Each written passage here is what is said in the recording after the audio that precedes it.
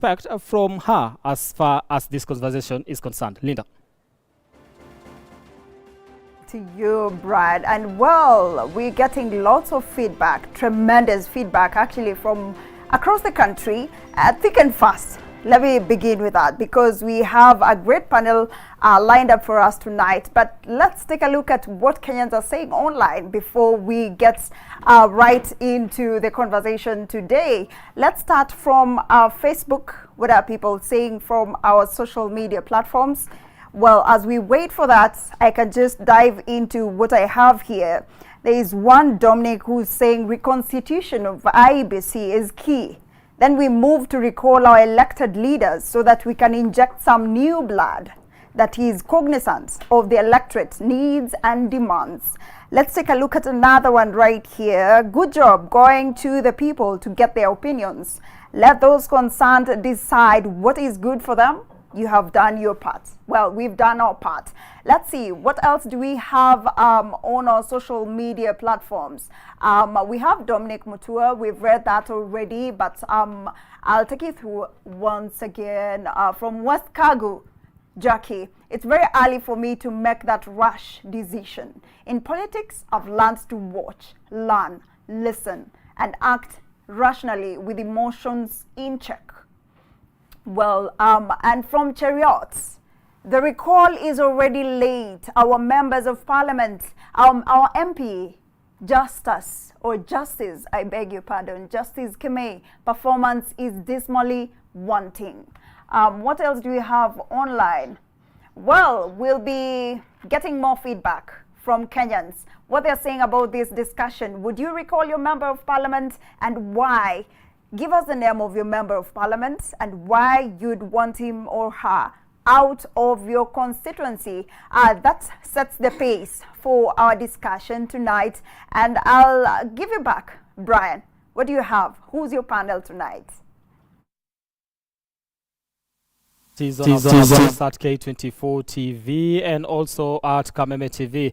We are both on X and also on Facebook. And we'll be appreciating your feedback. Our question of the day: do you support the recall of your member of parliament, and why do you support that? Remember, this is a clamor that has been necessitated by the current conversation that has been necessitated by the current state of affairs in the country. All this came about as the result of the Finance Bill 2024, with most Kenyans feeling betrayed that they sent their members of parliament to represent them. But at the end of the day, when they voted yes for the Finance Bill, they feel betrayed. Now, I want to throw it to David Kagina, who is in Studio B, to tell us exactly what we expect from that particular studio. Of course, he'll be engaging a group of young men who are at the forefront when it comes to championing for change in the country. Kagina. Well, thank you, Amoy. On this end, indeed, I have a heavy panel with me, and the conversation tonight is going to get even more interesting. On my immediate left, we have Anthony Manyara, who happens to be the president, the Kenya University Student Organization. On the middle, we have Kop Shakur, also known as Jackson Kuriakehara, who is currently dismissed prison warden at Committee Medium Prison. That's why you can remember him from carrying banners during the Gen Z protests. And on the far left, we have Kasmuel Makure, who is a revolutionary artist and a musician par excellence. And so these are just the people we'll be having in tonight's conversation. And probably just to kick off this discussion before bringing it back to you in studio, we have had these protests that they led, which Gen Z have been on the forefront, achieve a number of things. You know, we've seen the president head to the rejection of the finance bill. We've also seen the abolishment of the offices of the spouses to the president, deputy, and the prime cabinet secretary, and also the removal of funds allocated to these offices as well. We've also seen the president being invited to the X space, and he's been there. We've also seen him dismiss the cabinet, reconstruct IEBC through the bill which he recently signed and put into place. We have also seen the revocation of CS's appointments, as well as the ban of Harambes in public institutions, as well as now we'd say the most recent one, which is the letting go of the Inspector General of Police, Japhet Koome, of claims of, harassment and use of force in excesses against the Gen Z protesters. And now we're talking about the conversation of recalling MPs. To kick off this conversation before we hand it back to Amoy and later to continue with the discussion, just tell me, where do you come from? Who's your MP? And do you even plan to recall them? First of all, thank you so much, Beginner. I will begin by saying that I give my condolences on behalf of KUSO, Kenya University Students Organization, and also East African Students Union, to all those students who lost their lives fighting for a better country, fighting for justice, fighting for, jobs. These demonstrations against the finance bill. Secondly, I would like to say very many Kenyans are disappointed with their MPs. I will allude to all the people who have been fronting those suggestions, that indeed we need to recall our MPs. Calling off the demonstrations will not be the ultimate solution. I've said severally that you cannot cure diarrhea by stitching the anus.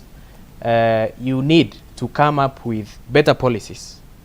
We need to come up with better jobs for these young people. All right. In the meantime, these young people on the streets, because of what? Is it because of cabinet jobs?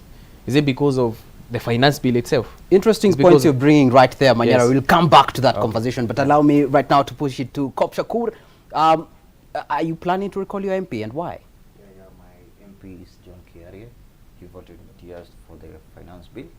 And I think the young people are tired of being lied to. I think the young people are tired of stories of Jaba. So the young people want this. State House walifunga liquor store, wakafungua bezi ya Jaba, which they are lying to us kila time. So wanataka tuwarudishe hiyo liquor store na watoe ya Jaba, because a drunk person ataongea ukweli. The youths are tired of lies. Well, gloves off. Makoure. I have nothing of substance to add because we share an MP with my good friend Kop Shakur. And is he an MP or was he photoshopped into the role? I'm not sure if he's real, if any of this is real, because he is a graphics expert and he will be able to confirm more. So, I mean, I echo the sentiments of fellow Kenyans that we will agitate when the time comes for the recall of the MP of Dagoretti South when the time comes. But also, while at it, I'd just like to make it absolutely plain that I've received credible threats on my life for tonight. So Kenyans of goodwill, be vigilant. Just coming from the studio, I will share my location with the ones that I love. But I thought, because this is a process that has involved the entire country, I think we share both our wins and our losses. But yeah, let's do it.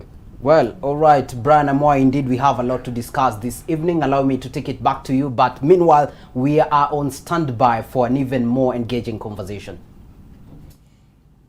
We'll be getting into the details of that and just trying to make sense of what the youngest population of this country is after, as far as change of leadership is concerned here in the country. Here in studio, I have Zach Kinuthia, who's the former CIS. Thank you so much for making time, Zach.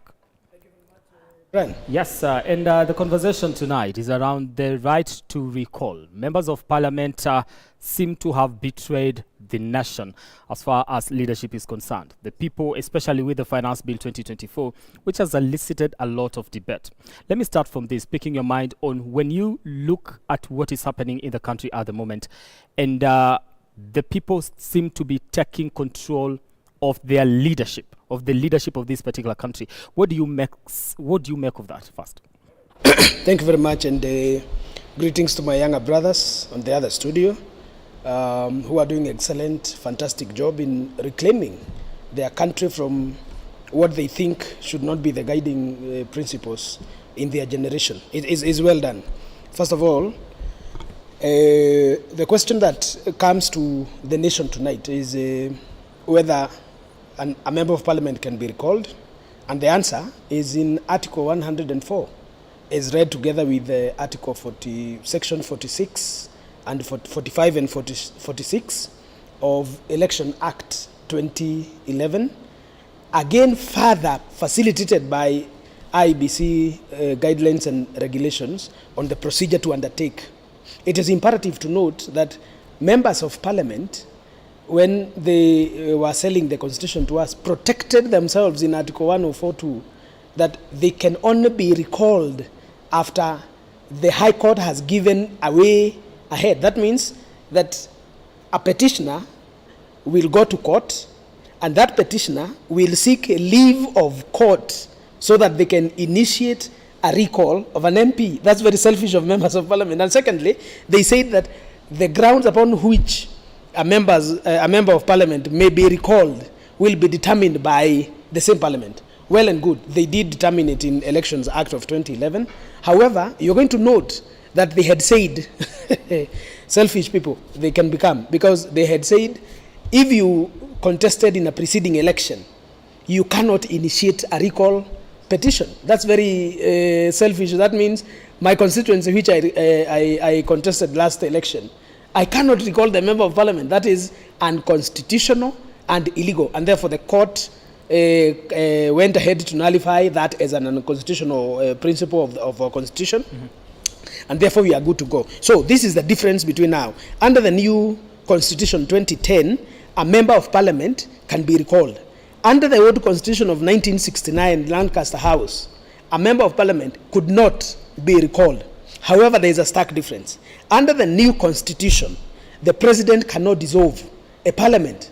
But under the old constitution, the president would have entirely, suddenly, and without notice dissolved a parliament. And I think this is what perhaps Gen Zs would have wanted.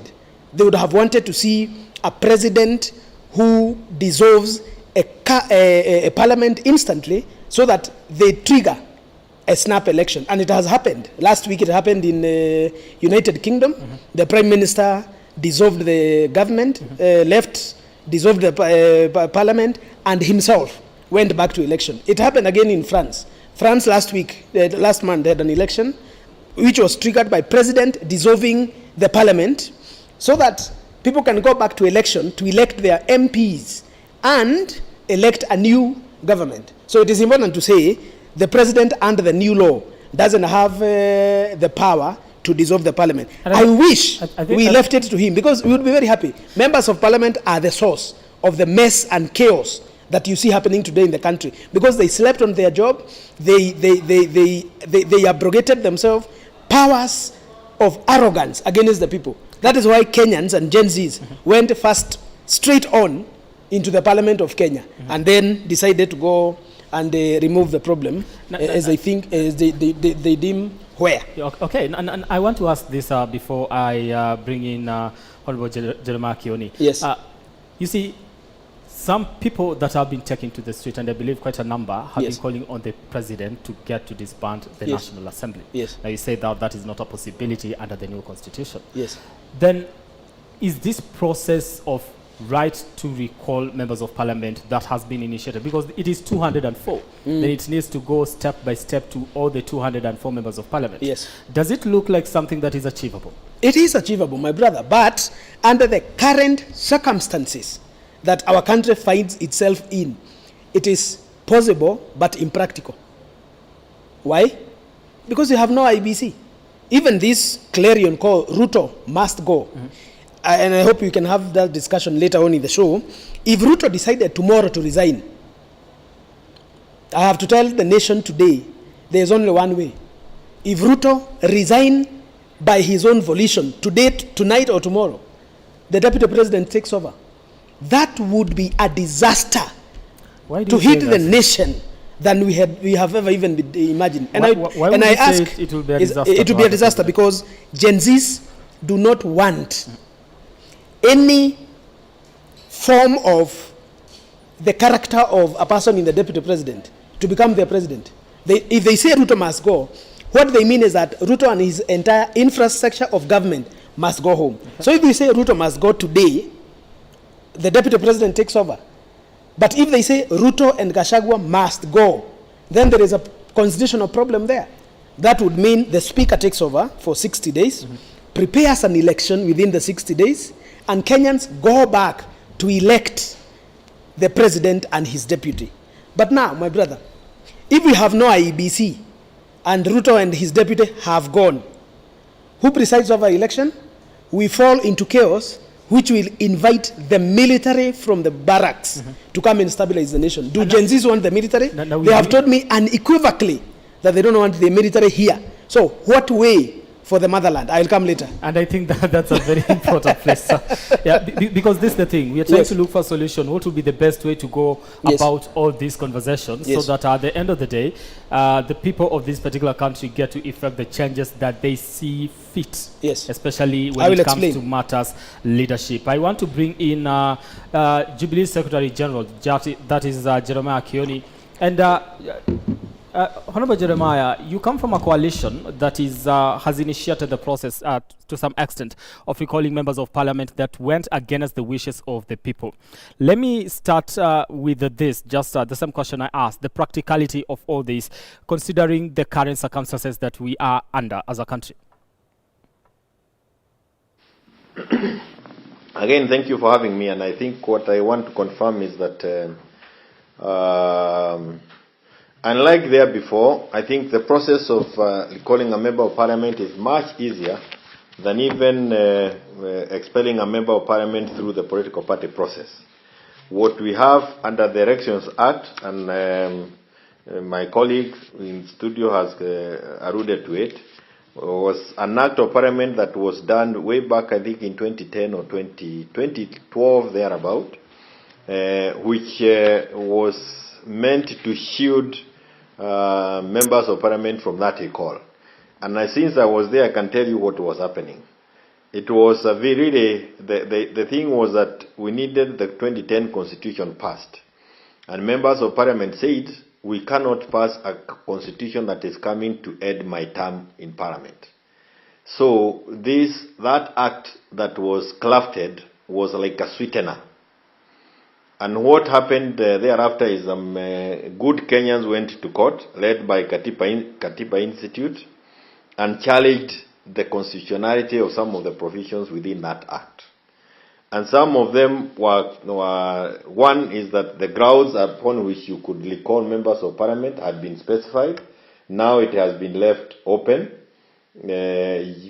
Members of those who voted or those who come from the constituency a member of parliament comes from can now recall him and specify the grounds upon which they want to recall the person.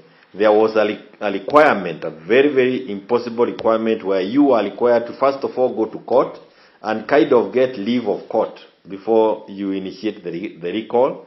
What is expected now is for you to just file your petition, file it with the commission, IEBC commission, and the commission will notify the speaker.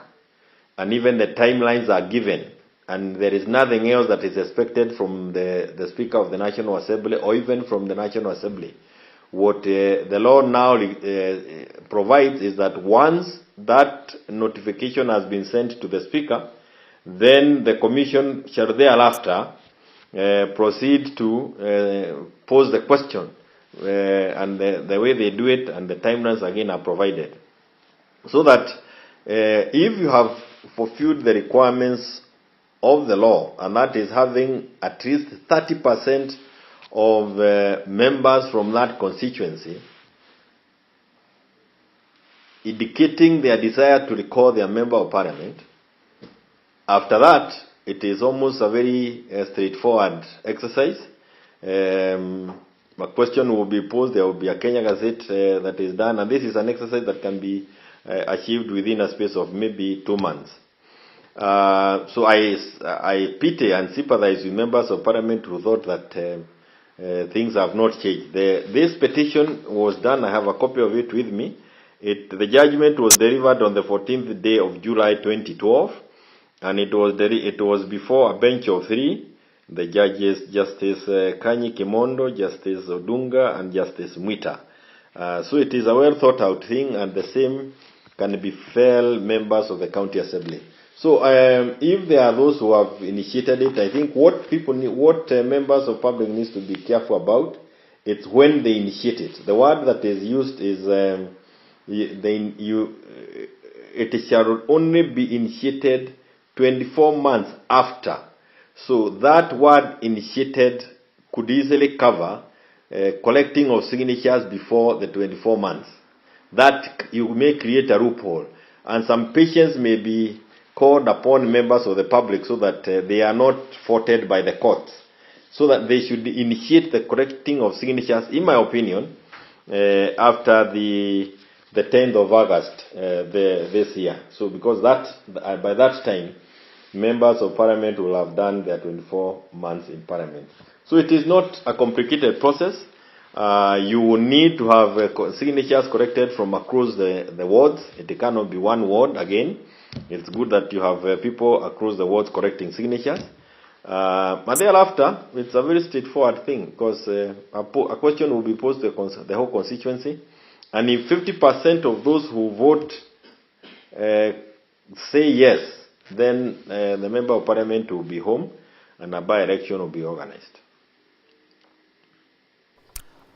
We are looking at a possibility, because right now we do not have the IEBC. Of course, the IEBC bill was signed into law just the other day, setting in motion the reconstitution of this particular commission, so that the process of recall can actually start at the moment. But we have seen close to about 2 constituencies at the moment that they say, okay, we want to start to initiate the process of recall. But now that you say, looking at the constitution and looking at the law, there could be a loophole. What will be the best way to go about it? When exactly do we start? Because yet we are not yet at the 2 years have not yet elapsed ever since members of parliament were elected. We are expecting that to elapse in the coming month. So should the process start now, or do we expect? Should we start it after August 8th? 2 things. One is that they are not just 2 members of parliament. We have a list of the members of parliament from Jubilee who will be initiating recalls, or where Kenyans have indicated desire to initiate recalls, including some of the members nominated and who have been a problem to the party. 2 is that I have clearly said that I think the best time to start this process is after the 10th of August this year, which is less than 30 days from where we are. I don't really think that collecting of signatures earlier than that date is really fatal, but there is no point of opening an opportunity for a member of parliament to challenge the process in court. The other thing that is important is that they should ensure that they collect signatures from across the constituency, so that it is not one ward that is sending a member of parliament home. On the issue of IEBC, I may want to share an experience that I've had as within the party, where a position of a member of the county assembly was declared vacant, and we needed to fill in with another member of from the list, that is the nominated members of the county assembly. And when the nomination of the area member was nullified by the court, we then nominated another person, and we went through the steps within the court because there was a challenge. Eventually, we won. The name was accepted by court, but the Speaker of the Nyamira County Assembly said that he cannot swear in our nominee until there is a commission. And an order was being given by the courts and said, if this particular member of the county assembly is not sworn in by the Speaker within the coming 24 hours, the member assumes his position in the county assembly automatically. Our courts have the authority to ensure that these voids that are being talked about by people cannot continue being there just because we don't have an IEBC. So what am I saying? I'm saying that if, for example, one is that my quick way of sorting out the issue of IEBC is call back the Sherera 4. The Sherera 4 were members of the commission, and the reason why they had been put that way is to ensure that at no given time in the history of this country are we going to have a commission without commissioners. What William did was to immediately come and force them to resign so that he could create a crisis. And if now that we are saying that we must make some of these things right, one of the things would be to find out why is it that we cannot bring back the Sheria 4 immediately, so that the processes that we would want IEBC to do to deal with, they proceed with them immediately. I have my reasons as to why. I believe that William would delay the constituting of the panel, and then would delay the constituting of the IEBC, the picking of commissioners, for as long as it's possible, because that way he remains in office and the confusion continues, hoping that people will get tired, and again he can have another lease of life like he dealt with us when we were dealing with NADICO. For us to be able to help Gen Z achieve what they want, one of the things we should do is get the Sheria 4 back. It is the quickest way to get IEBC moving, and then the recall process will not be delayed by the absence of commissioners. But I'm also saying that the High Court can also find it necessary within its powers to order that the process continues even without commissioners, like they did in the case of Nyamira, and they are likely to do in the case of Narok on matters relating to nominated members of the County Assembly through Jubilee Party. And we have we have gone through that ourselves. So we know it is possible, and the courts have done it. Thank you so much, Honorable Jeremiah Kioni. Of course, we'll be getting into, I will be getting back to you to just try and look at some of these things that you've been able to mention. But this is the thing, Zach, let me bring you on this one.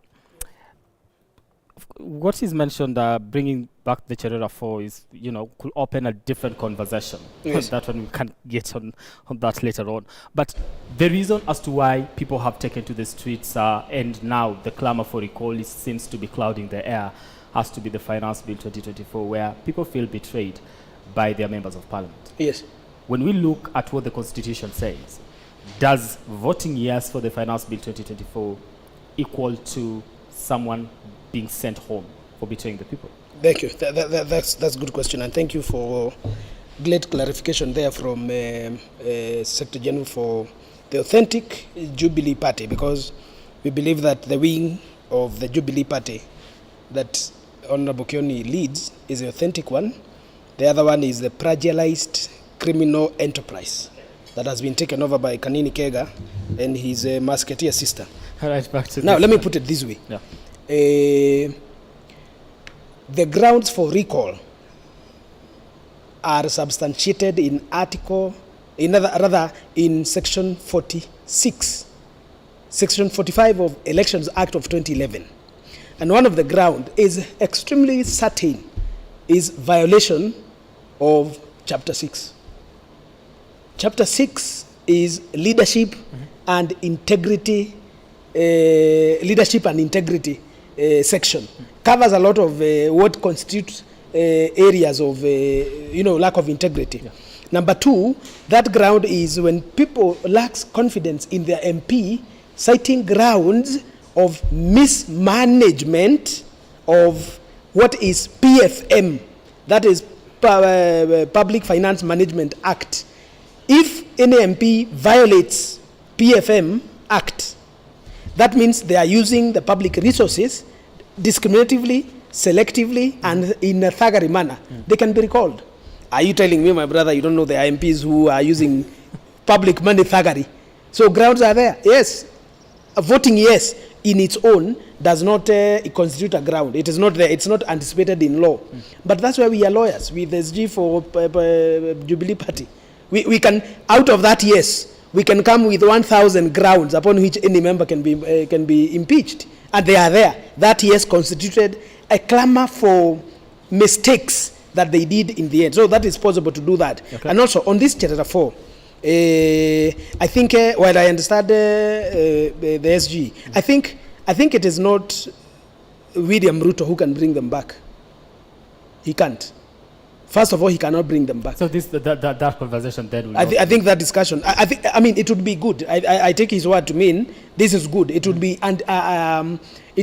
anticipated better that way. And if they came back, the vice chair, who was Cherera, could act as a chair. But then there is an amendment to the same IEBC Act.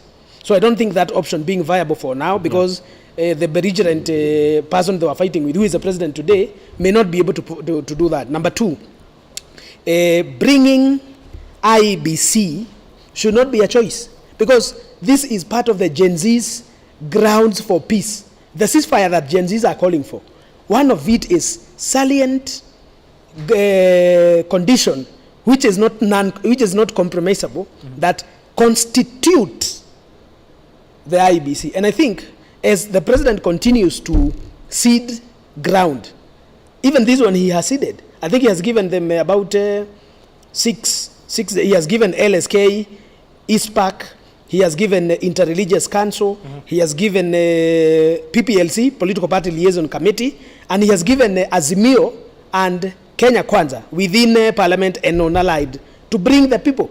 And I think he gave them 15 days. I'm not sure which days, but I think we are within the time that he said these names should have been, that panel that SG is talking about, that the constituting of this panel, I think in fairness, I don't like the president, but in fair terms, I think the days that have been set aside, we are still within those days. We want to see until the end of that day. If the last day of those days will happen without constituting of this team, then we will not see goodwill. And I think Gen Zs are not as childish as we want to believe them. All right. They will take this unto them. So to put this, brother, so that we cross over family, to put this, the president has a moral, constitutional, and goodwill duty for the nation to do the right thing. And what is that right thing? Once this panel has been constituted, let us go straight towards advertisement of this call for what is it called? People should come and apply. Call for application. This is the thing. Yes. Honorable Jeremiah Kioni did mention something and said that he has personal reasons to believe the president will not be very quick when it comes to reconstituting the IEBC. Yes. Do you believe that? Do you agree with his statement that there will be goodwill to see this to the end, considering the fact that it could actually get to work against him in the long run? No, let me tell you. Most of these members of parliament, I'll come to you. Most of these members of parliament that seem to have angered the public belong to one coalition, and we'll be getting into that later on. I want to throw it to Linda Koskei, who is in Studio B, to take us through what is happening on the social platforms and what you're saying as far as this conversation is concerned. Are you recalling your member of parliament? And if yes, why? If you're not, what is the reason? Linda? Well, Brian, that's quite a heated conversation right there. Quite irresistible. And Kenyans are still engaging us online, and we still urge them to continue to share their thoughts and ideas on what they think about this discussion that we have today, with the question of the day being, would you recall your member of parliament, and why? If so, why would you recall them? Well, we shall start with our X platforms. What are people saying in the X platform?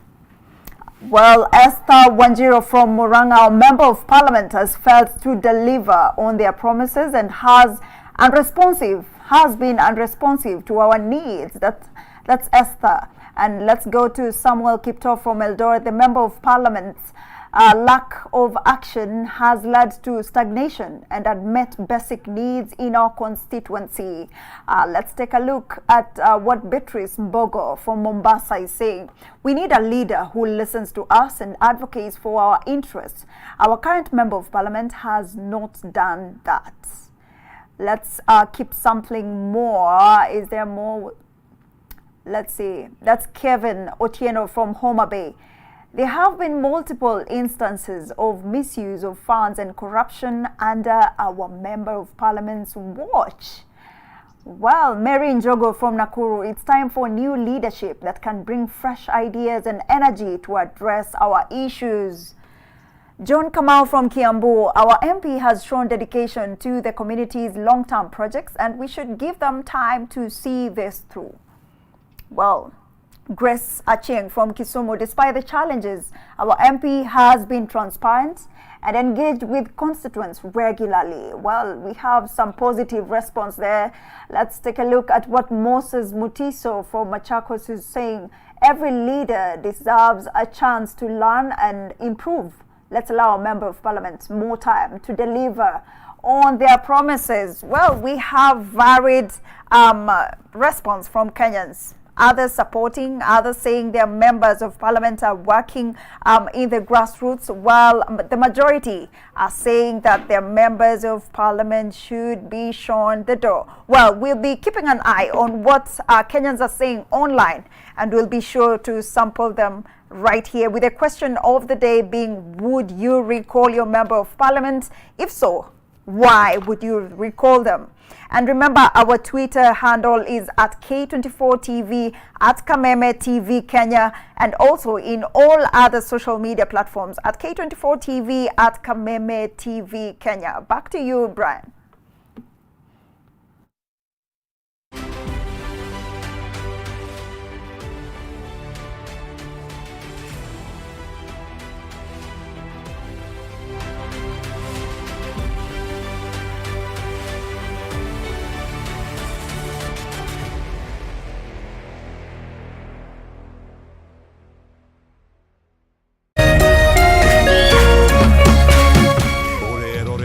Kameme TV.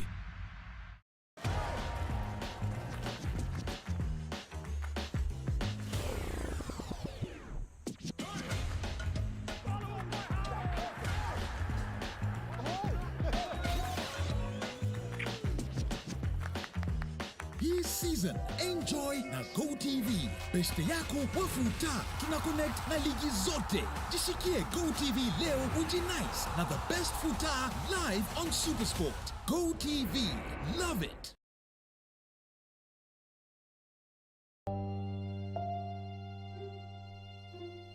Thĩinĩ wa rĩtwa rĩa Jesũ mwanake ũcio nĩ akuoneka na ndekũra. Ithenya rĩa mũndũ ũrĩte rĩtingĩũrio nĩ mbeca ona kana ũtonga wa mũthemba ũngĩ o wothe. Nginya mũndũ tũtitwamenya nĩkĩ. Olire August 1998. Ciũria nyingĩ. Mĩaka ĩyo nĩ mĩingĩ mũno. Na maritũ ũtũrĩra kũrĩa njĩriarĩ. Maithori o hamwe na ihoru ikagomya family cia arĩa morĩirwo nĩ endwa ao. Ohe mami ũrĩa wanjiarire. Ngoro citũ nĩ cikwendete. O kũrĩa ũrĩ coka mũciĩ. Na twakuona nĩ tũgũkena. Ndagũthaitha Njeri, tondũ ona ndiakũhũrĩte ngagũthũkia nĩ mĩiko ĩrĩ tu ndakũringĩte. Nayo nawe rĩu nĩ ũhũraga twana twaku. Ndagũthaitha wĩumĩrie. Arĩa morĩte tũkoruria nginya kũrĩa marĩ, tukamanyitithania na family ciao. Bangu ndiye najua lakini mama simjui. Maithori marĩo na kĩeha magatuĩka ma gĩkeno. Sasa huyu ni ndugu yako, akire mugabi wanyu. This is your sister.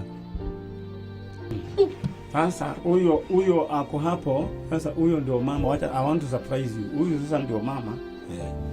Hey, thank you bro. Nyitanĩra na ndagĩtarĩ wa njanjo ya mũtũrĩre Mani Nyari. Ithio mawĩra maya no Ngai ũtũteithagia na agatuĩka maũndũ mega. Ũkĩagĩra. Ũkwagĩra mũno. O mũthenya wa Jumamothi ciehanda thinacara cia rũcinĩ nginyagia thaa 3 cia rũcinĩ gũkũ gwa Kameme TV, mũthegi wa rũrĩrĩ.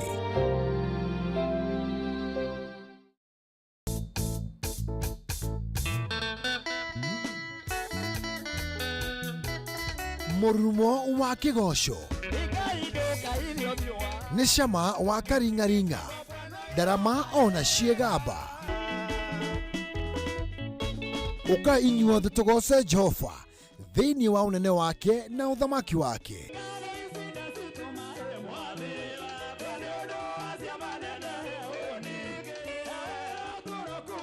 Nĩ o mũthenya wa gatano cianda thaa 4 cia ũtukũ nginyagia thaa 7 cia ũtukũ, na kiumia cianda thaa 1 cia mĩaraho nginyagia thaa 9 cia hwaĩ-inĩ.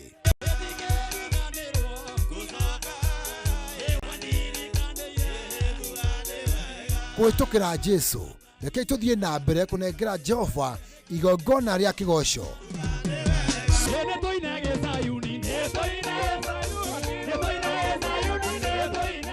Gũkũ gwa Kameme TV, mũthegi wa rũrĩrĩ.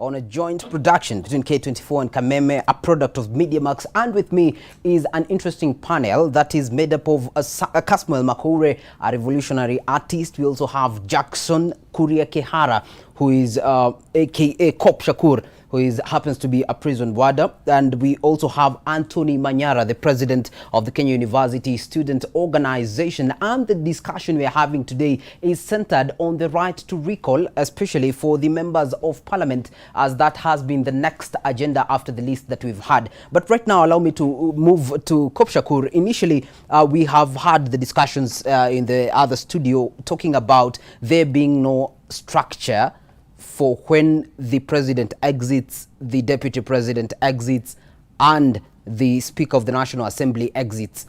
Even as we say, Ruto must go. So are we acting within the constitutional mandate? First of all, I want to thank the young people who are the tipping point of this revolution. So we want to continue to press the government to try wafanya kazi yenye tunataka, and before tufike hata kwa ile place ya IEBC to still to weke pressure, because the progress of this country is being threatened. The things that we care about are in question. So, and these young people, they are jobless, and watakuwa pale kwa street and wataendelea until the government hears. And I would like to call upon the government not to use force to rule these people, because we have seen, like the last 2 days, like yesterday, people were being shot on the streets, and it's so unfortunate that journalists were shot, meaning that the police are still using force. And I think I want to advise the people who are in government to stop using force and talk to these people if we want us to move forward as we wait for what's going to be done next. And we'll do it. We'll recall 1 or 2 MPs, and we'll table a motion for the impeachment of Zakayo. Well, thank you very much. Anthony, among your very many qualifications, one of them is that you are in a class of law. And speaking of the push by Gen Zs, to have all these changes, is the changes they're pushing for within the confines of our constitution? Well, I want to allude to the fact that whatever all these young people are fighting for, it is within the confines of law. Simply because, take for instance these policies that have been brought forward even by the Education Committee of the National Assembly, the new funding model. These are issues which the young people have fought severally. They have done public participation, they have said we are rejecting this, and still the government has brought the same things. Talk about Higher Education Loans Board, the fund that they allocate to students. In the finance bill of 2024, they reduced that amount by 10%. That amounts to around 3.8 billion.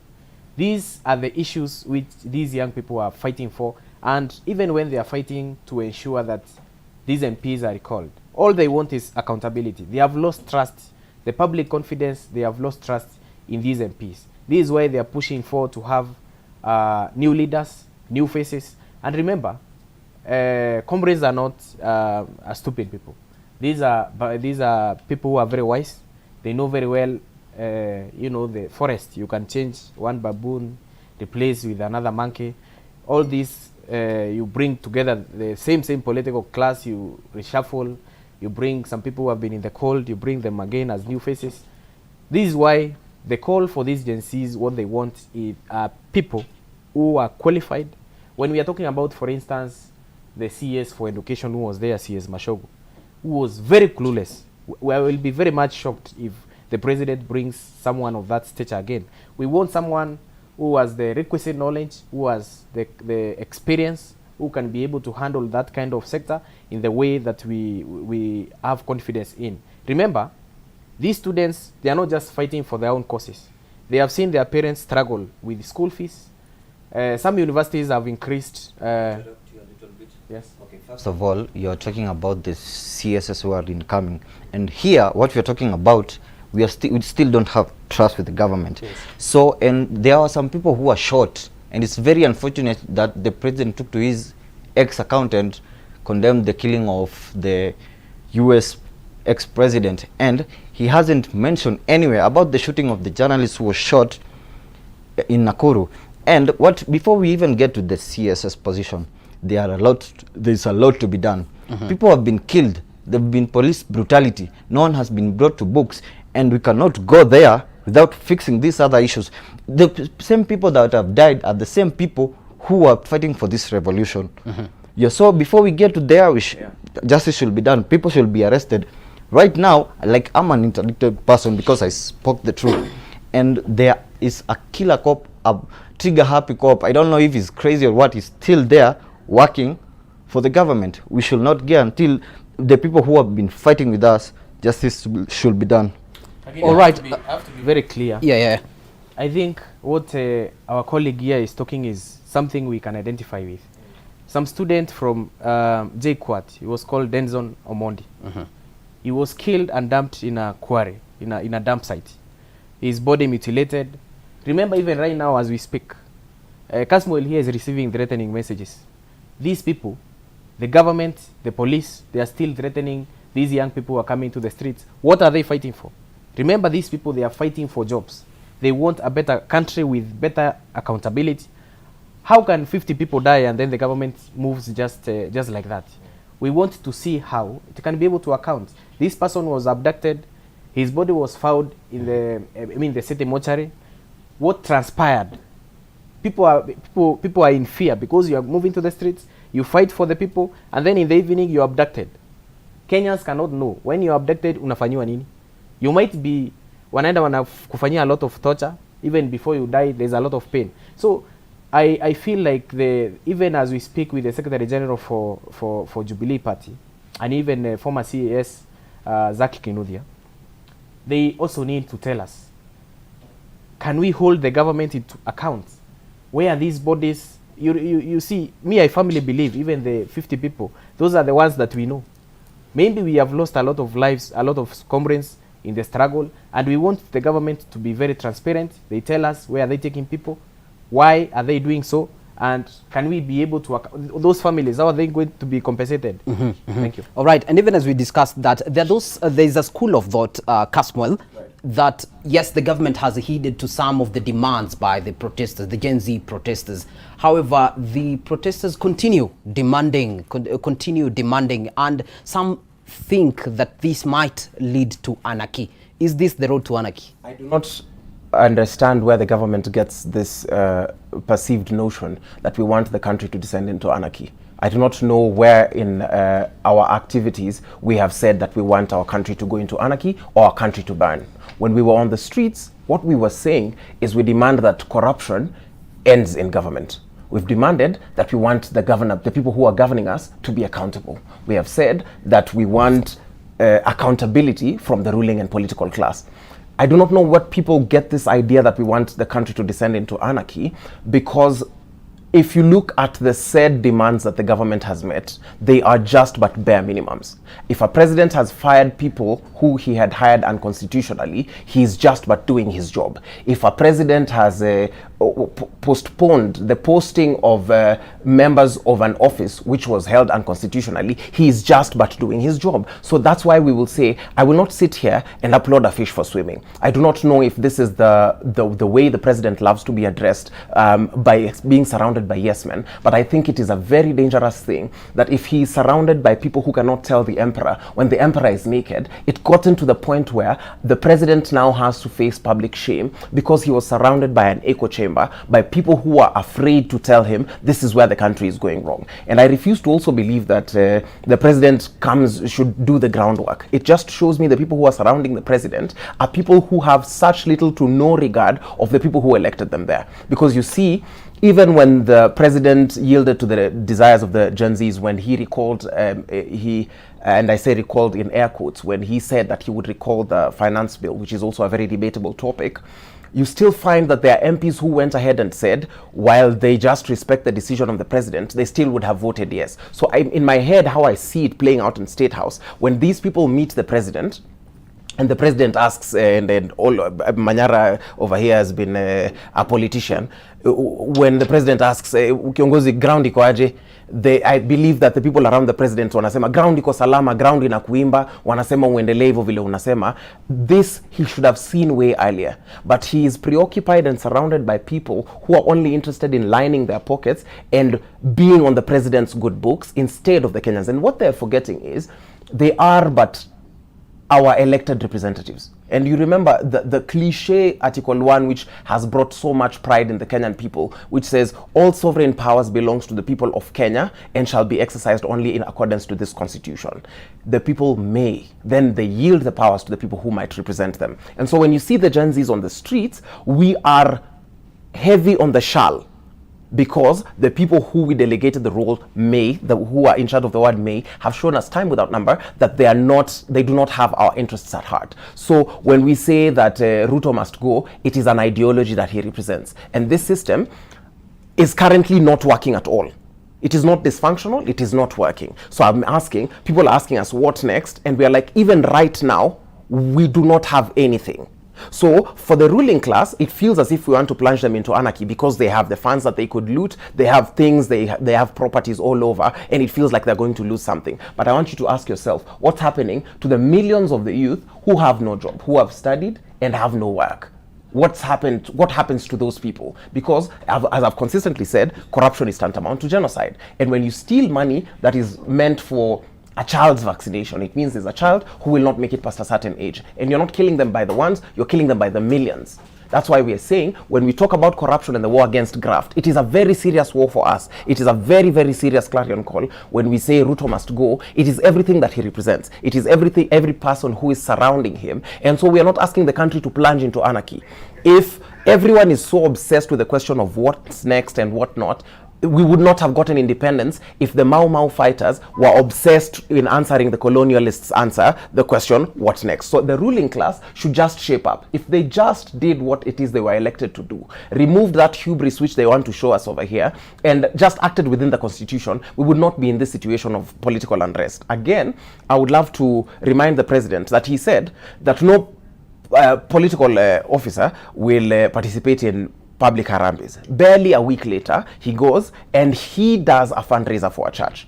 I see that he's a double dealing man, and that has further lowered the amount of public trust that we had. It was already waning and it was going lower, but it has gone even lower if he says one thing and does the other thing. We see these MPs still coming us, trying to question us on morality, telling us that we cannot talk to a president like that. But the question we are asking, when they loot our funds, are they being moral? When they kill us, are they being moral? When they shoot us, are they being moral? When they rape our sisters and girlfriends, are they being moral? When they sell fake fertilizers, when they play with our food, when they play with our education, when they play with our land, are they being moral? So that's a question I've been asking and I'm grappling with. And I'm finding it very difficult to voice these things because what we are leading in terms of this revolution is not that we're trying to take power. Personally, I'm not trying to take power. It would be prudent if the political class actually listened and acted on these things, not politicized the issues and infantilized this movement. That's the thing which we're struggling with as a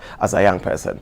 All right, and probably coming to Manyara, we are talking about trust, accountability and results. The process of recalling MPs, will this give room for that? Well, just like Keoni said, it is very simple to recall an MP. We get those signatures, it is very simple. After we get the signatures, the due process will follow. I think within 1 or 2 months, I mean, those MPs will be back, we'll have the country getting back to elections, and then we'll elect people who we can be able to have confidence in. Yeah. All right. Kop Shakur, do you feel like now recalling the MP is the end move to attaining, talk of trust, accountability, and even the results? I think if we just recall like 2 MPs, then we will be telling them to do something. The remaining MPs will be telling them to do something. They'll be doing it genuinely, because right now they are being bought and they wanafikiria we can't do anything. But if we just recall 2 or 3, then tutakuwa tunaenda pale hivyo tunawaambia this is what as Kenyans what we want, and they'll be doing it for us. And actually, you'll be very much surprised if these MPs are recalled. The faces we will see, we are not likely to reshuffle the same faces. People will vote now based on ideology, based on transparency, based on accountability. If a person is able to service people with decorum, with transparency, that is where we're headed as a country. We want people we can trust, public confidence. Yeah. All right. And also, I would like to I think, like some 2 days ago, I was saying like we are heading in the right direction, but still you find like this all the CSS who are walifutwa kazi, kuna wase wengine wako na issues of integrity, and firing someone is not enough. Like some few days ago, I saw a former CS with an expensive chronometer, an expensive shoes enye kuna mse pale hivyo hata a save 2 years 3 years hawezi nunua, alafu unakama una brag na sisi tunakuona una live lavish life, una get unaenda na machopa, and that's not enough at you just being fired and uko na issues za integrity. We want people to be charged, we want people to be taken to court before we move to another step, because that will ndio itakuanga tu like tunafanya hivyo, like mtu anakuwa na corruption case anafutwa job and we are not moving anywhere. Pesa zetu zina nini, like I say, it was like Murkomen, he said like wearing expensive things is my weakness. It's not your weakness, it's our money, and we want people to be charged before we start moving forward. Before this CSS are incoming, we want people to be charged. If tuambiwe like Linturi alifanya nini ndiye akafutwa, Kindiki alifanya nini ndiye akafutwa, and people should be taken to court, because hatuwezi sema tu tulifuta watu for no reason. Kuna issues of integrity hapo hivyo. Yeah. And actually even the changes should extend even to the judiciary. Ukipeleka watu court, then they will maneuver their way, they will bribe, you know, some judges or some court people there. So what we want is that transparency ikue from top to bottom, because either way, even if you ufute kila mtu na kuna change, and these people you take them to court, and the same people who are going to make the verdict or ruling, they are the same people who are waiting with the ones being questioned. I think that is not the way to go. We have to see how every sector, every agency, every parastatal, even in National Assembly, when I'm talking National Assembly, the bicameral house, both iko chini na juu, the ministries, all these sectors, we have people in place who Kenyans can trust and they have confidence in delivering their mandates with trust. Yeah. All right, and when you say that some members of parliament might find their way through the judiciary, we've seen the protest kicked off with the executive calling for the, after the finance bill, calling for the doing away with all the CSs. And currently we are talking about the recalling of MPs. Now, when you say some MPs may have their way with the judiciary, are we looking at a time probably where the people now will be calling for reforms within the judiciary? Well, I'm not just talking about the MPs. Remember, if for instance right now someone says that you are corrupt, they will go to EACC, they will have DCI investigate you.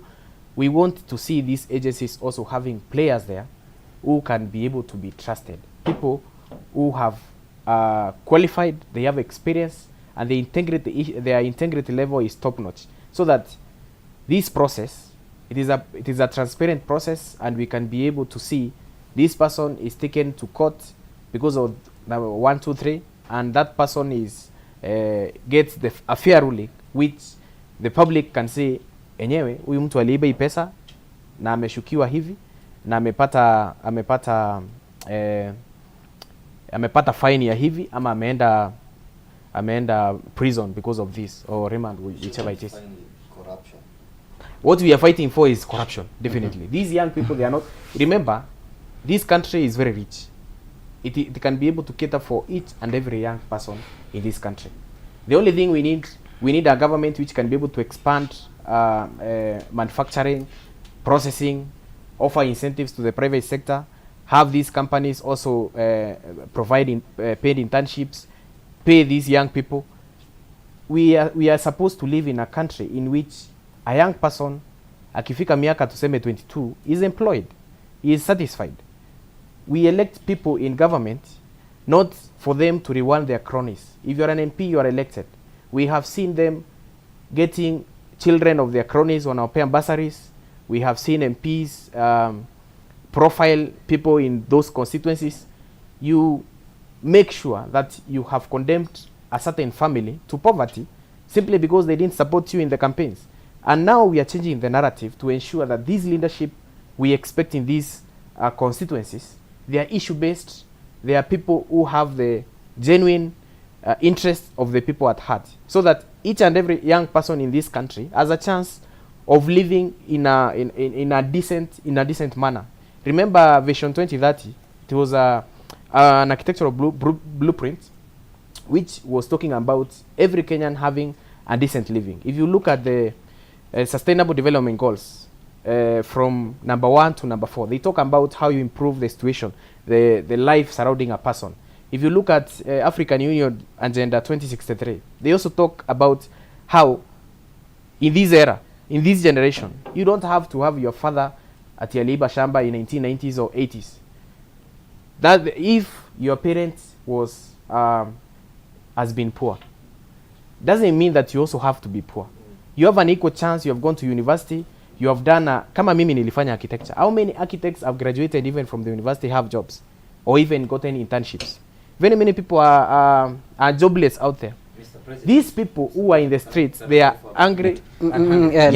Talking for genuineness and people who are genuine, you are among the people who are supporting the house levy, and house levy has affected in vile tuko hapa hivi, hizi vitu zimekuwa zinakutujaa. Like there's a saying in Tennessee, in Texas, in UK, fool me once, shame on me. Fool me twice, shame on you. A fool can't be fooled again. You people started by fooling us about the house levy. Nini, when Zakayo was campaigning, he never talked about like forcing us into house levy. He akawanunua nyinyi mkakuja huku nje mkaanza kusupport this house levy. Right now, because mmetudanganya sana and we are tired and mmejua you can't lie to us again, I think sasa mmeanza kuja side yetu, you know. And this what we are speaking about hapa hivi ni genuine people. Are you genuine? Good question, Manyara. Let me respond to that. First of all, there is something we call affordable student accommodation. A student, there's we are no talking student about in the this, house there's levy. no student The house levy. Yeah. Remember these. Mlituforcisha house levy. Agenda. I'm not the one who initiated housing levy. This is a government project. Personally, but I represent students. I represent students in the entire nation, right? Yes. These students, we have seen how they suffer. I was the president for the University of Nairobi. So we are talking about the house levy. How do you relate house levy and student suffering? Now this is why I'm telling you. Yeah. We supported some aspect of it, leveraging on affordable student accommodation. Whereby, you know, one of the things that has led to us being fed up with their lies is it started with the house levy. Everyone was against the house levy. How genuine are you that we? You know, my loyalty is to comrades, is to university students. University students. As far as I'm so concerned, there was no any university student who was earning. Ikikuwa collected na iende ijengee watu huku manyumba huku nje. Not every Kenyan will benefit, but us, we found a path in which ni kama venye tu Azimio sahi, they have talks. Even you can ask Kioni. Right now they are negotiating to have a dialogue. As we went ahead and we agreed this housing levy, hii pesa yote isipotee iende ika. I know you're not a genuine person, but I love the way you umekubali like wase wako walishindwa and umeanza kuja side. All right. Allow me to push the conversation forward even as we talk about that. And even now taking you back to the point where we are talking about recalling our members of parliament, just probably to go to at an individual level. What are you doing? What are your fellow Gen Zs or other youth doing in preparation for that?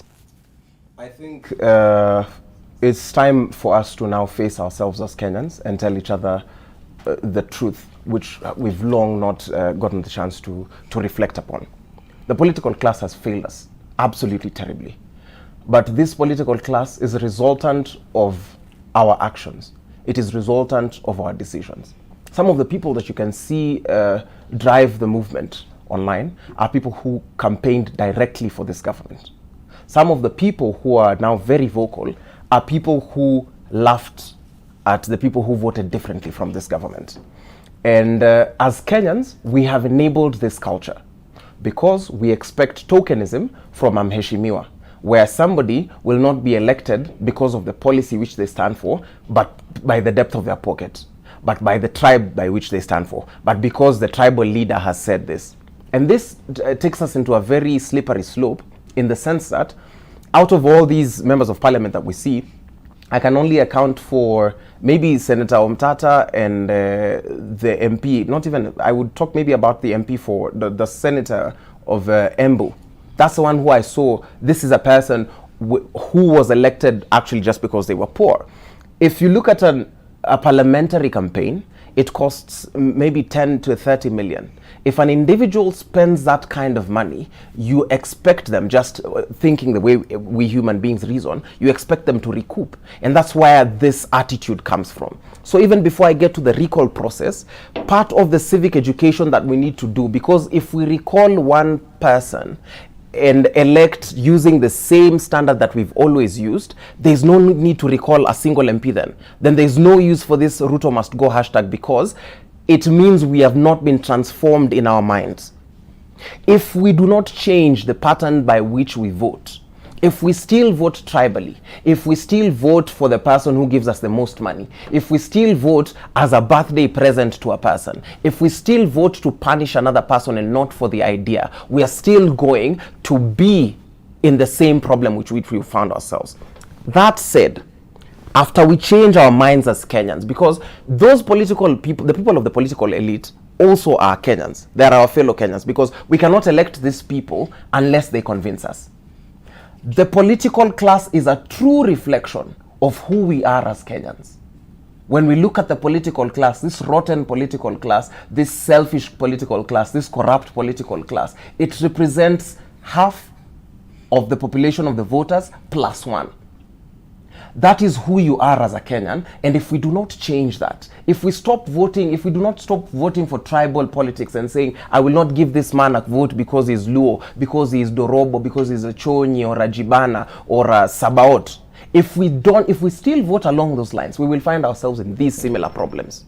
The reason why we want to also overhaul the entire system is, if we bring good people into a dysfunctional system, if you bring Manyara or Shakur or myself into a cabinet that's not functional, into a cabinet that has to bow to a higher power that is corrupt, there is no way we will succeed.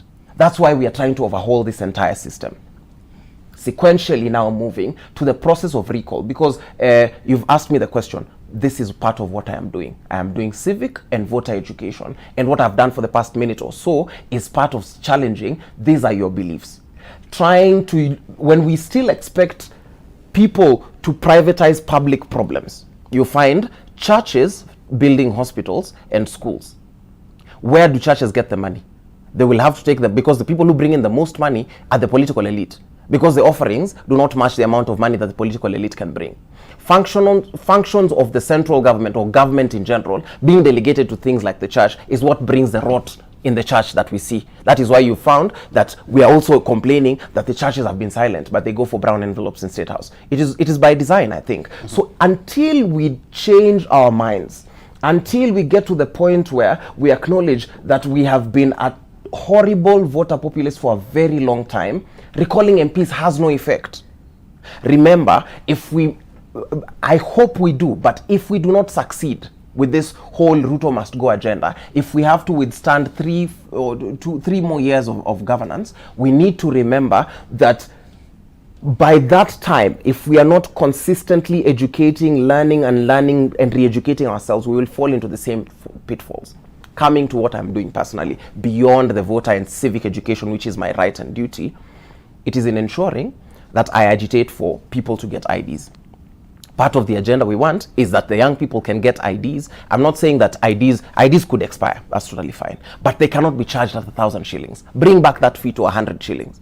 Passports should expire as well, because all passports all over the world expire, but do not make that process so bureaucratic. In terms of assessing, we need to see, this is what my MP said in his manifesto, this is how he has done. We need to give them a score sheet so that we are not punishing them, because again, there are people who are trying to hijack this agenda to settle political scores.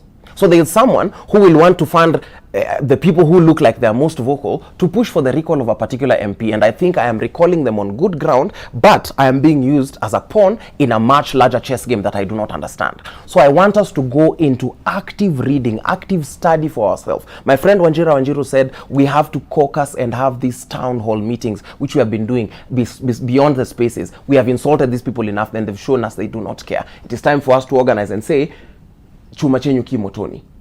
As we go on, as we push this agenda, we need to ensure that we've made it absolutely clear that the Kenyan voter right now and into posterity will not vote along the lines that the Kenyan voter has been voting for. And the political class has to get that into their noggins. All right. Thank you very much. And now, even as we wrap up, I'd love to ask a very closed-ended question, starting with you, Kasmuel. And it's a yes or no question, even as we move ahead. Okay. So do you still believe that you are tribeless, partyless, and leaderless as Gen Z? Absolutely. All right. Absolutely believe that we're partyless, leaderless, fearless, tribeless, and peaceful most of all. Yeah, me, what I believe is, like, our leader right now is the Constitution of Kenya. And what I'd like to advise the young people, hapa kuna cha tribe. Kwanza, anyone who tries to bring hapa kitu yati anafaa kupewa like 8 years position, that is our enemy. And down ni wase wenye anajaribu kutumia like this movement kuachieve vitu mbaya. Hapa hivi in this revolution hakuna cha tribe. All right, Manyara? Yeah, I believe that we are tribeless, we are leaderless, and we are focused.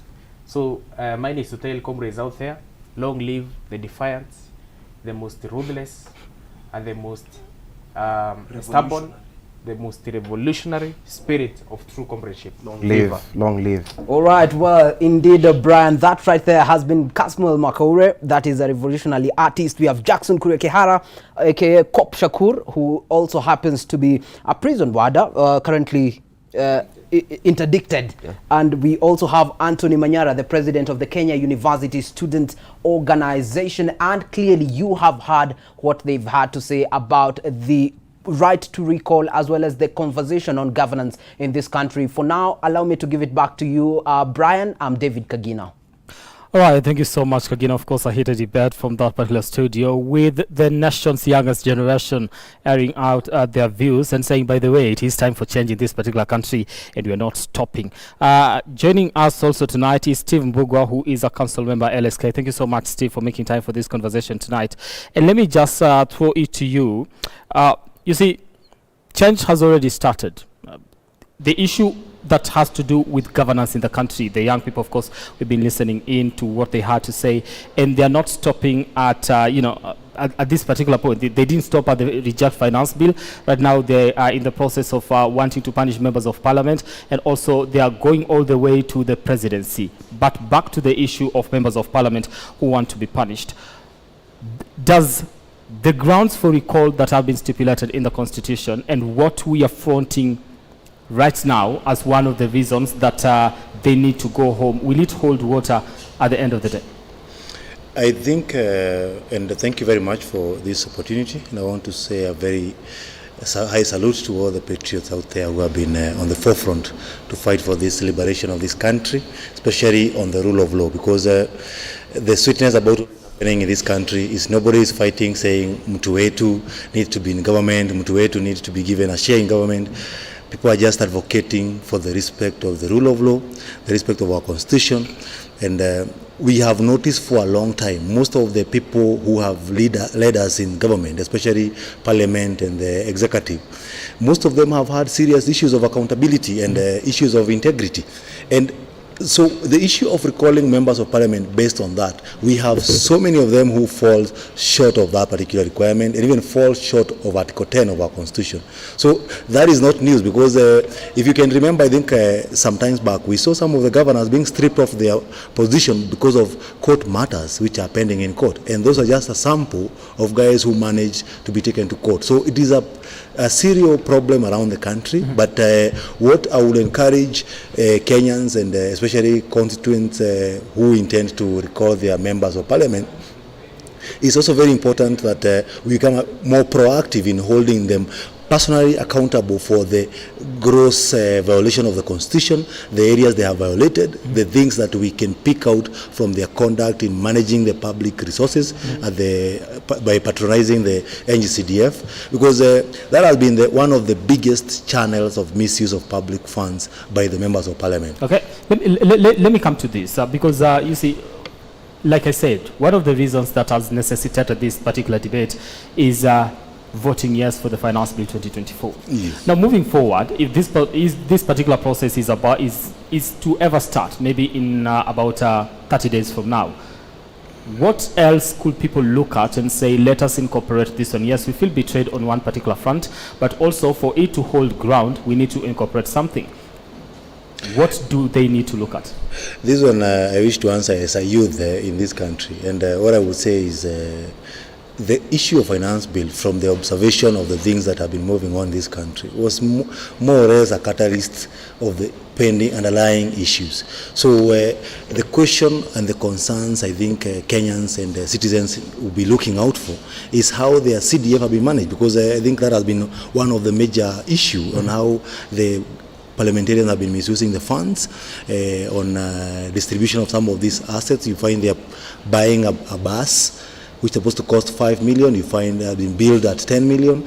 There's some instance, I think when some years back you will see a toilet being quoted some very high and strange amount that you as a as a person who has built a house or developed some property, you're wondering whether those are the current market rates. So there are various issues, but they need also, and it's good to put some serious warning also to the constituent. It's good to also have proper support, because at the end of it all, everything that is being done has to be done according to the due process, and we cannot just not hate you and recall you.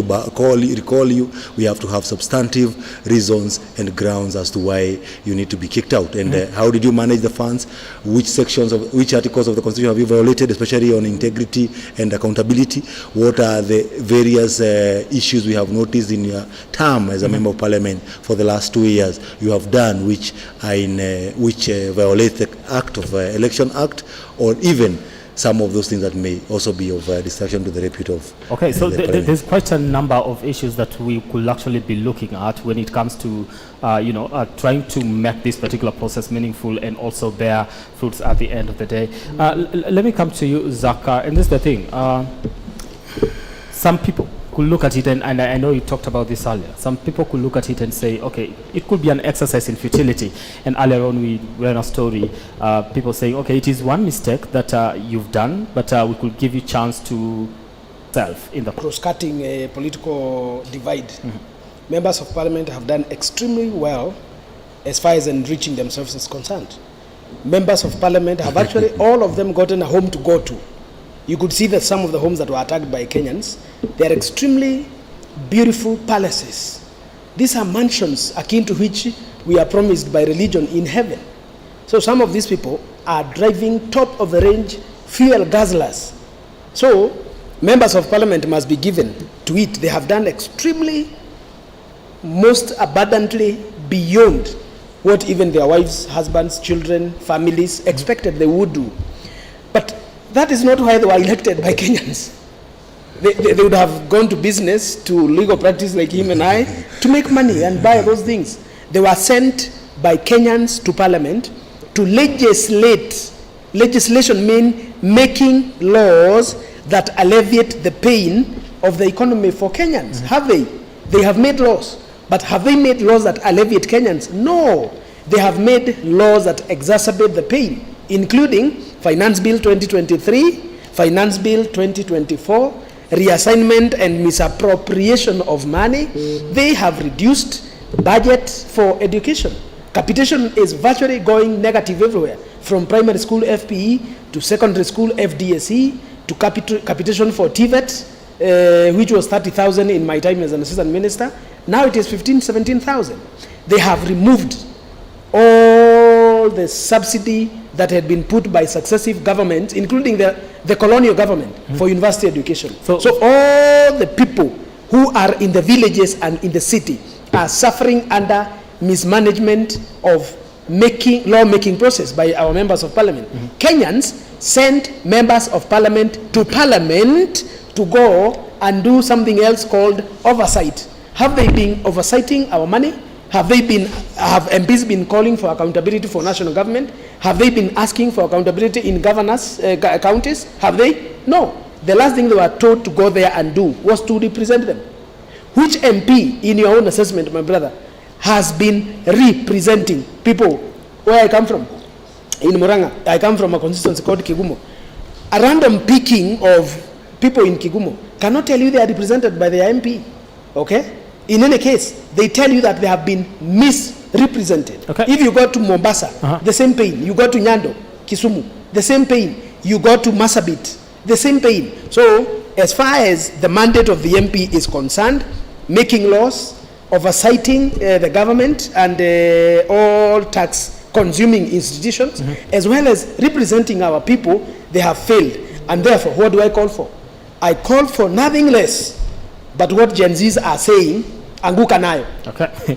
Let me come to this. And this, you see, members of parliament, of course, we said their function is legislation in the National Assembly. Some of the comments that we read earlier and some of the people that we've spoken to in different parts of the country say, you know, have this particular issue, say, my member of parliament is in the house, but I've never heard them speak. And we've got this rhetoric from different members of parliament that maybe, quote unquote, have not been very active when it comes to matters legislation in the house. But at the end of the day, they say, okay, I might not be speaking in the house, but when you go to the ground, my impact is felt as far as development is concerned. How does this go about? How do people get to feel the representation of their member of parliament? Should it be when it comes to matters legislation, oversight, and passing laws in this particular country, or should it be on issues to do with development, making sure that a road somewhere is constructed, a school somewhere is constructed, and things like that? My brother, I think I want to take this opportunity to condemn every MP who hoodwink the people who voted them in the name of development. Member of parliament has no mandate in ensuring that the constituencies, the counties, the wards, and the country is developed. It is not their role. And I'll give you a good example. Every MP got about 100 million and 20 for CDF.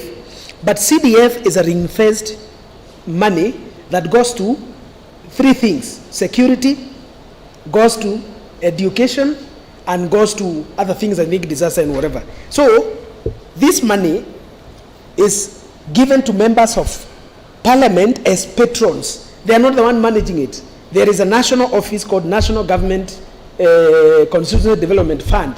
It's a whole secretariat in Nairobi that send 290 people in every constituency that they employ with their money, who are called constituency manager. A constituency manager is an employee of government, is not an employee of member of parliament. Now, in an unlikely situation, God forbid, an MP dies. Already we have two constituencies that has no MP. One is in Banisa Mandera. We have another one in Kilifi, Magarini. There are no MPs there. But the development that is supposed to happen there is being conducted by national government and county government as per the Schedule 4 mandate. Secondly, the money that goes to bursaries, the money that goes to schools infrastructure, the money that go to education wholesomely, that money is being expedited. 100 million is going to Banisa, as it goes to Kigumo, as it goes to Kandara, as it goes to indeed Dagoretti South. This money is still going there. And this money is being utilized because there is a functional office run by government through the arm of NGCDF. So any MP who tells the people I don't speak in parliament, like Sudi, I am seen in my work, that is an MP who takes people for fools. He has no respect. And I think in their mind, these are the MPs who walk every day saying, my goodness, all my voters are idiots. Idiots will never know it. My political idiots will never know it. These are robots. But I tell the people, MPs' work is simple. If you have to speak about development, go to parliament, articulate the development that you want, take that to the committee involved. Let this committee take these things to Committee of National Planning and Finance. Let this committee take this thing for finance bill. Once your projects have been put in the relevant ministry as a budget item, that road will come. And it is not your work to do anything else but to take that to the committee. Once you take it to the committee, what do? You oversight that money. Ensure that the money that was passed for, say for instance, a road from where I come from, the Mau Road, from Ikombe all the way to Karinga, all the way to Kagondo, all the way to Kenyona. The MP should go and bring that money to the Committee of Road. Once the money has been scheduled, it is his responsibility to go and ensure the government is doing that job. And not just doing the job of constructing the road, but doing the job excellently without using monkey tricks. This is a work of the MP, and therefore, an MP must speak in Parliament, represent the people elected him in Parliament, and stop hiding under these nonsensical issues that the issues of development. Yes, and all that. And, development is not the work of the MP. Okay. Lakini, my brother, why do they speak in the barrio? If they cannot speak in Parliament, why are they speaking in barrio? Because they need to be felt on the ground. That is what they want to say. Let me come to you, Steve. Yes. You know, Zakia mentioned that Dagoretti South. Do you come from Dagoretti South? Yes, that's my constituency. Your member of Parliament, you know, made headlines for the wrong reasons. Do you believe he needs to go home?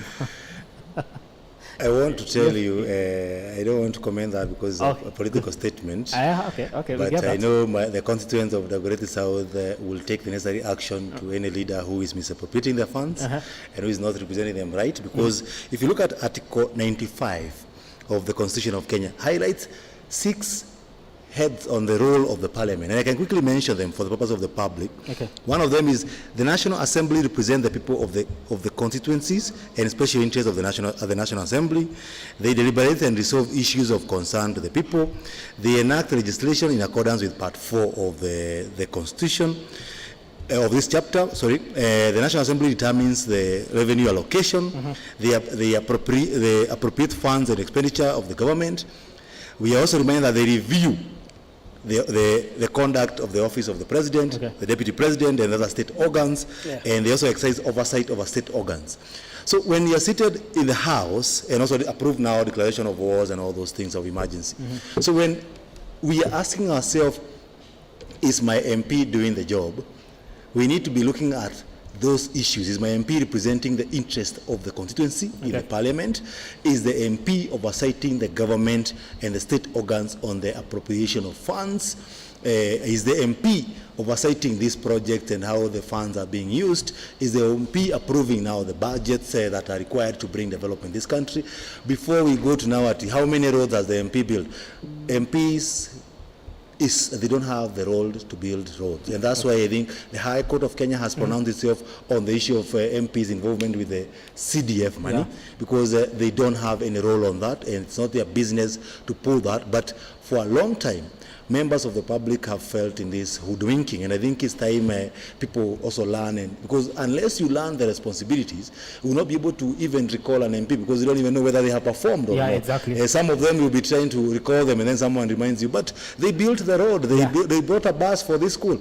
The question is, was that their duty, and are they the ones who brought the bus? And even if they were not the members of Parliament, would that bus have been brought in that particular constituency? I have no idea how we got to the point where we are measuring their performance based on what they've build instead of matters legislation, but that's a conversation for another day. Let me ask you this before I throw you to Linda to take us through what people are saying online.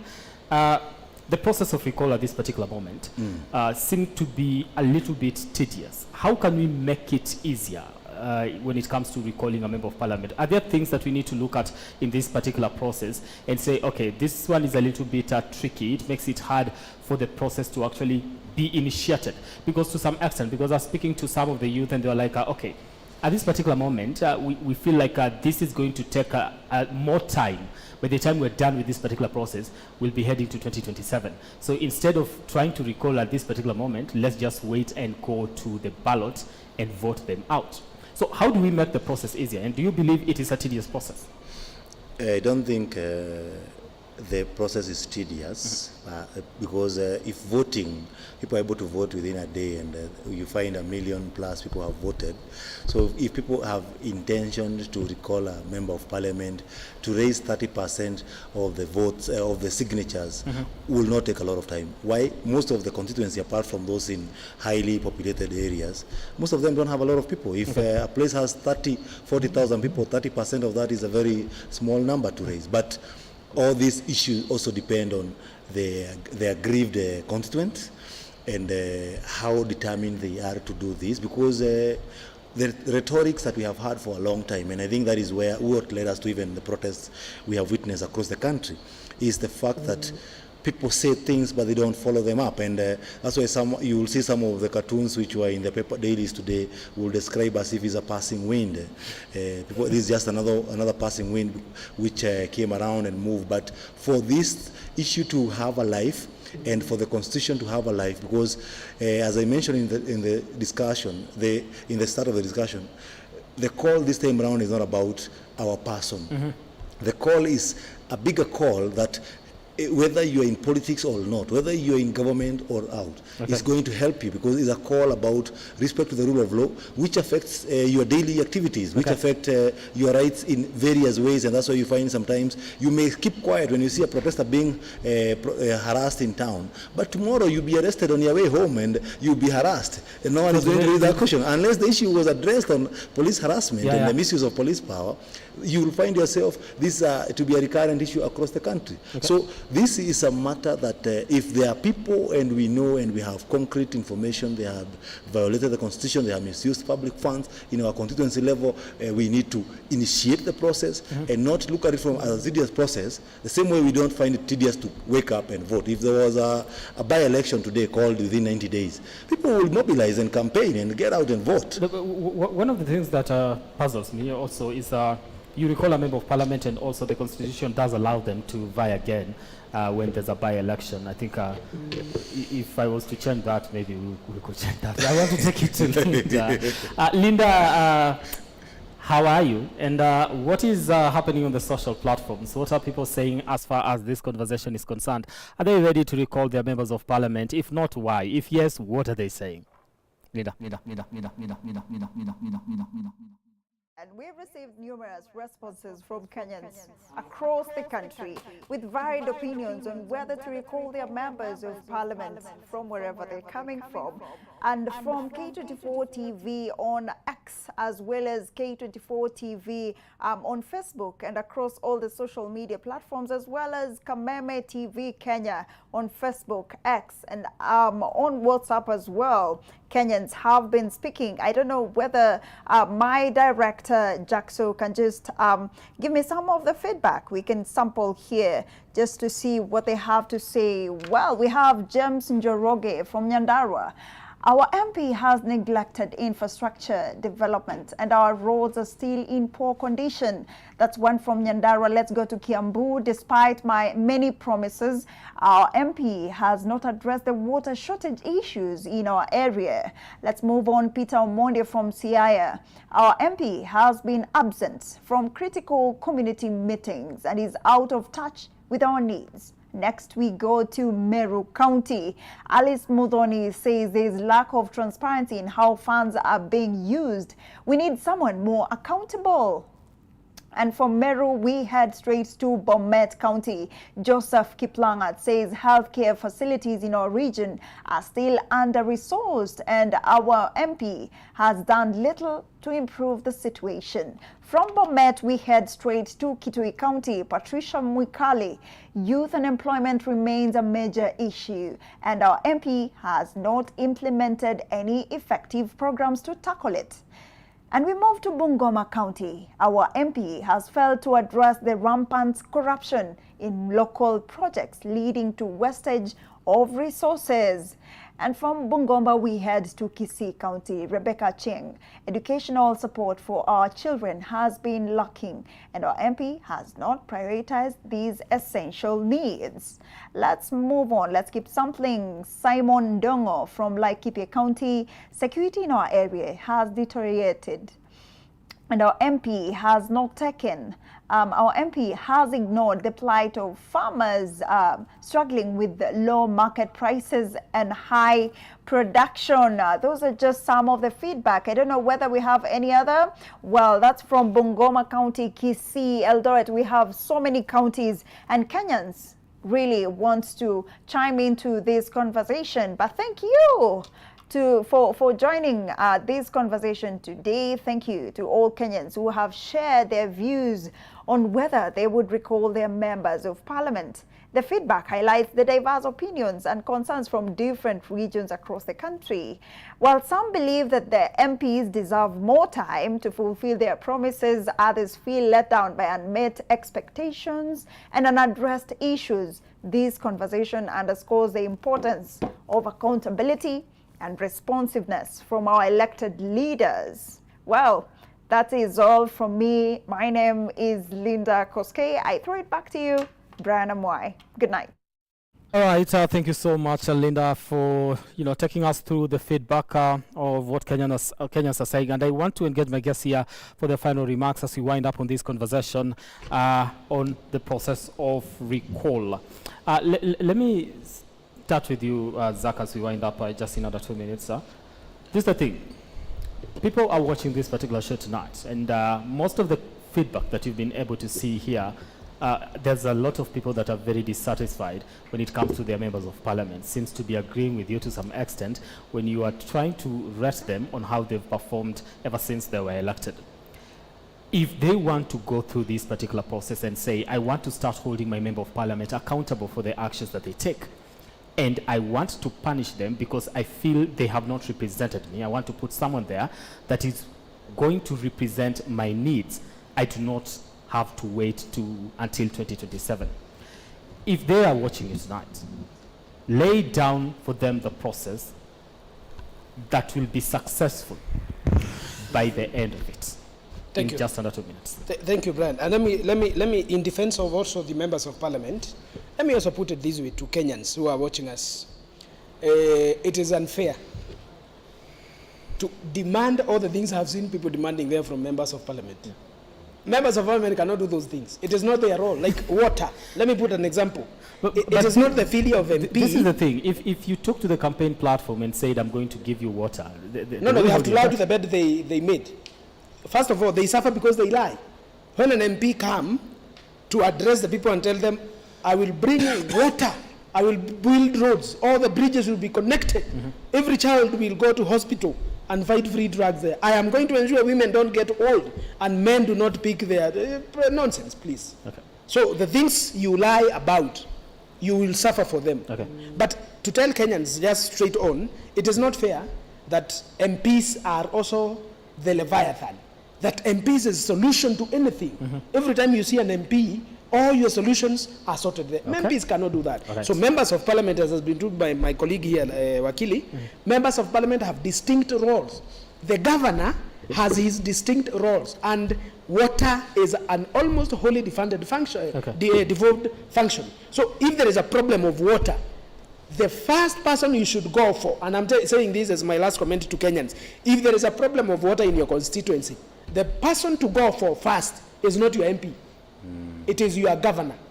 If there is a problem of road, the person to go to first will be the national government if it is grade A, and grade B, and grade C, and grade D.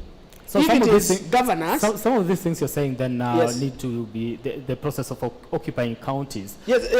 Should be pushing for some of the things that... That's why we are telling Gen Zs today. I believe tomorrow there will be demonstrations across the counties tomorrow.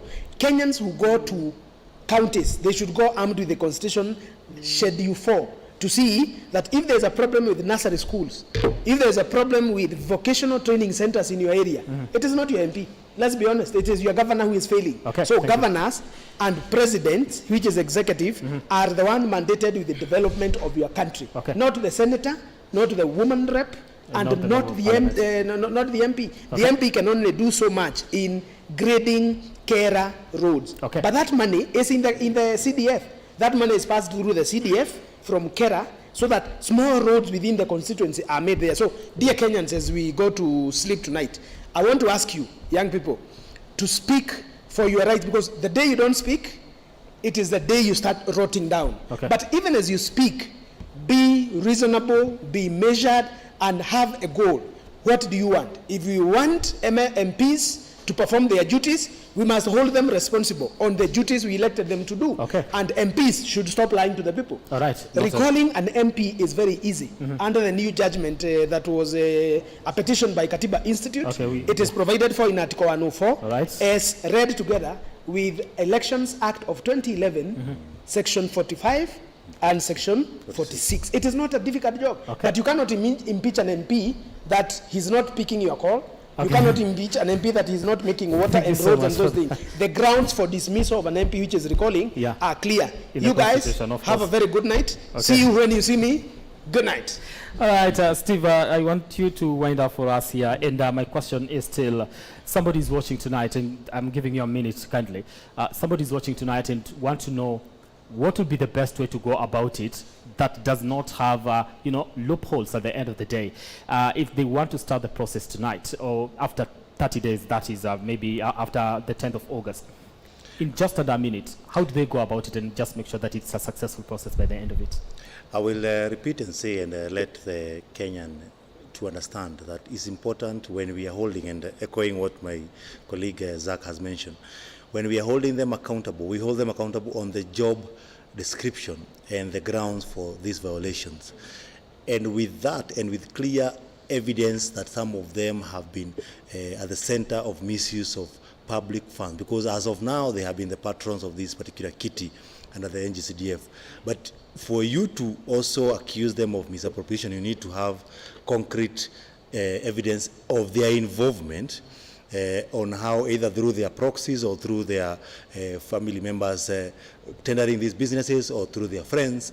As in, you have to have information implicating how the money was spent and by whom, and how they have been conducting themselves in regard to the duties they have under the Constitution and areas they have violated the Constitution. If it is integrity, if it is issues of accountability, you need to be very clear, because it can be an exercise in futility if you don't have this information and you don't provide it concretely. So for those who intend to recall their members of parliament, just ensure you have done your background check well and get the right facts, seek the right advice. Because I've listened to even some of the comments from the members of the public, some of them don't understand this, and that's why we have been, the Law Society of Kenya have been on the forefront to also provide a lot of civic education in some of these governance issues, because most of the Kenyans are not able to raise concerns because they don't even know who is supposed to build the road or to bring their water or to sort some of these problems that are within our town. So it is rightful, it is... And I'm running out of time, and I'm sorry for that. If somebody tables and says the reason as to why I want to recall my member of parliament is because of this particular, one road was not constructed and we don't have a borehole, that does not hold water. Now for the issue, you cannot just go and raise that as an issue, because it needs to show how whether it was their role and how their involvement was not done. Because we have to be honest, as we advocate for the rule of law, we need to remember it is protecting you and also protecting the other person. And but the right to recall is a constitutional right. If the members of parliament are not performing their business, they are not doing their job we send them to do in parliament. Some of them have served for quite some time, so there is a lot of cumulative reasons why people are angry with them, and it's good for you to focus and to know how they have violated their constitution during this particular term. And also, secondly, it's good people to know that even the right to protest, because there have been a lot of issues, and I want to mention this as I wind up. There have been a lot of stories and a lot of bashing on what next. That should not be the question. The question should be, why are people protesting?